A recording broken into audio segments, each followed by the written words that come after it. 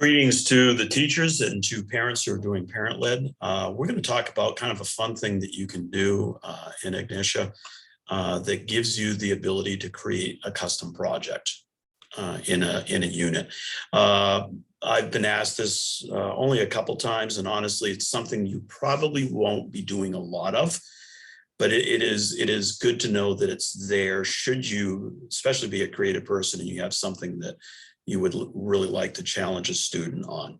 So let's dive right in. I'm going to use Abby Adams.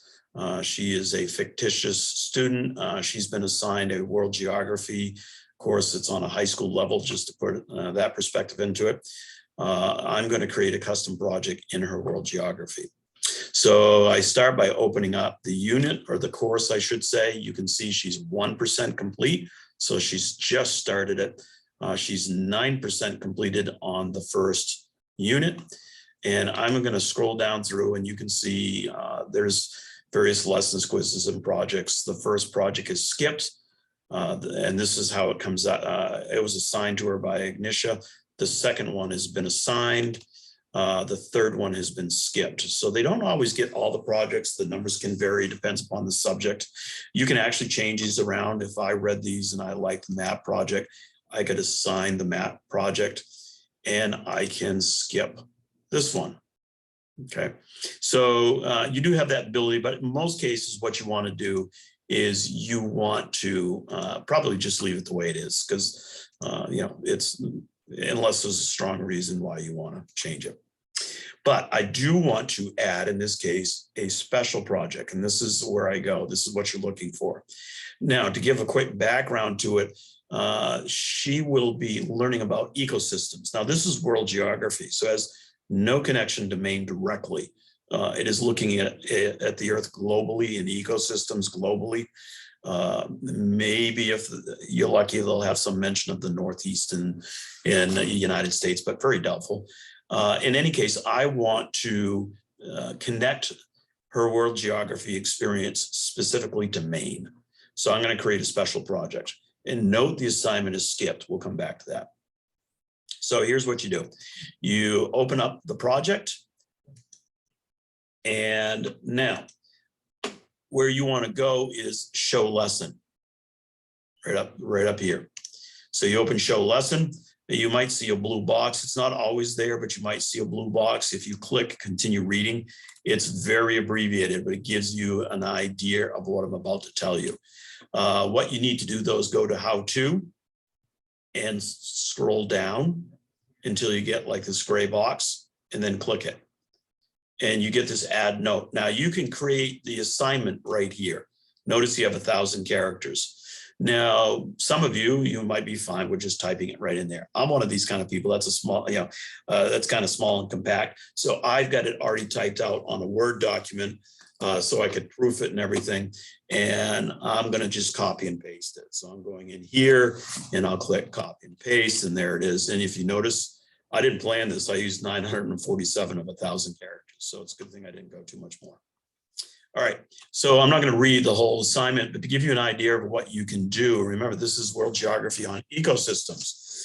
And so I'm connecting this with Maine by telling Abby that the state of Maine has identified over 100 ecosystems, and they're divided into 5 categories: forests, open uplands, tidal, peat bogs, and freshwater shorelines.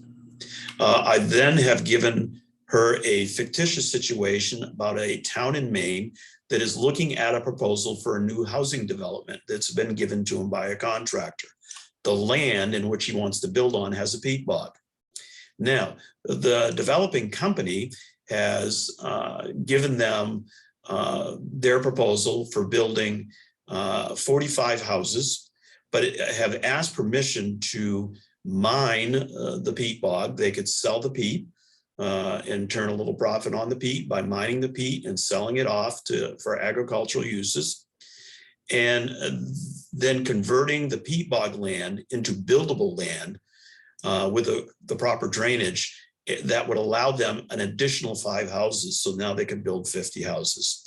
So then I have challenged the student, using the information that they have learned about how we can have positive and negative effects on ecosystems, to write in 500 words what the negative effect on the community and on the ecosystem would be if the land is developed, and also to present a possible solution to the developer at how the bogland could be conserved and still go forward with their project. So this challenges them a little bit beyond what they've learned. It challenges them to do a little critical thinking. Finally, I've challenged them to present their opinion. If they were on the board of selectmen, if they were at a town business meeting, how would they vote? Maybe they're a concerned citizen who's writing to the town, or maybe they're on the town council, or whatever the case is. And now in my case, I'm the one designing this. I'm not so much concerned about what their view is and if they agree with me. What I'm concerned about is that they think through, and have they shown that they have considered both sides and presented a firm conclusion. If I feel so led, I could challenge them by saying on one way or the other, well, you said this, but you didn't seem to have any strong response on the other side. And maybe I can offer them an alternative. Just to show them, again, critical thinking. So when I'm all done, that's the process I might go through to grade this. When I'm all done, click save, and there it is. It's all ready to go. Now, the last thing you'd want to do is, or not the last thing, but the next thing you want to do is you want to go to help. You want to click a note. This works like a Facebook message. And on this note, you would simply type out something to the effect of, to find out the instructions for this assignment, go to the lesson summary and read my notes. When they open this project up, it's going to come to this page, and that window is going to pop up. And that way it gives them direction about where to go and find it. Because usually it would be in this area where it says world geography, but they have to know to go over here and open that up, which, by the way, this is a good way to communicate in lessons or projects. As a teacher, you can jump in and type a note directing them towards some information maybe that they're missing. You know, if they were searching for an answer they couldn't find, you could say in the help, go to the lesson and look for my note. And in the note, you could have it somewhere near where the answer is. And you could say, if you look at this paragraph, this has the information you want. But in this case, I'm using it for the lessons, for the lesson assignment for this project.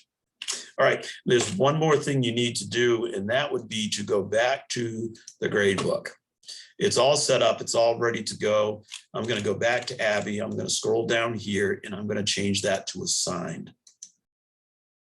And there you are. So now this is all ready to go. You can see it has an assigned date, December 13th, 2021. When she gets to this point, she will be able to jump right into this project. And actually, projects can be done in any order.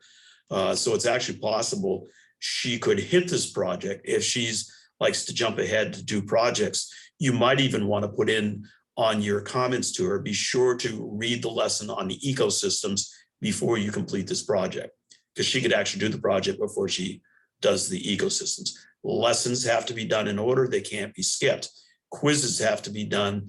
They can't be skipped, but projects can be done whenever they want. So if there's relevant information in here that you're building upon a previous lesson, you may want to say, be sure lesson 15 ecosystems is done before you do this project.